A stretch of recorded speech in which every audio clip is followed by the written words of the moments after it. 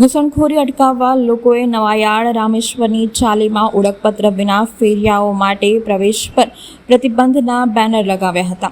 આતંકવાદી હુમલા બાદ શહેરમાં પોલીસ દ્વારા બાંગ્લાદેશી ઘૂસણખોરીને અટકાવવામાં આવી રહી છે અને તપાસ કરવામાં આવી રહી છે. ત્યારે બીજી તરફ નગરજનો પણ હવે જાગૃતતાના તરફ આગળ વધતા હોવાનું જાણવા મળી રહ્યું છે. શહેરના નવાયાર્ડ રામેશ્વરની ચાલીમાં સ્થાનિક લોકો દ્વારા મંગળવારે ચાલીમાં ભારતીય નાગરિકતા ધરાવતા લારીવાળા તથા ફેરિયાઓને જ પ્રવેશ આપવા ઓળખપત્ર, આધાર કાર્ડ પુરાવો બતાવવો ફરજિયાત કરી દેવામાં આવ્યો છે તેવું બેનર લગાવવામાં આવ્યું છે.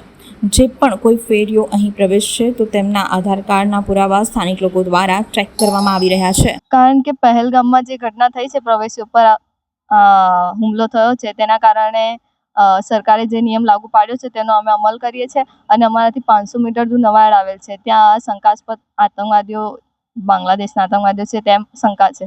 તેથી પોલીસ તેની અટકાયત કરવામાં ગઈ છે, અને અમે પોતાની સુરક્ષા માટે અને પોલીસની મદદ માટે જેની આઈડેન્ટિટી કાર્ડ અને વગેરે આઈડી પ્રૂફ નહીં હોય તો અમે તેને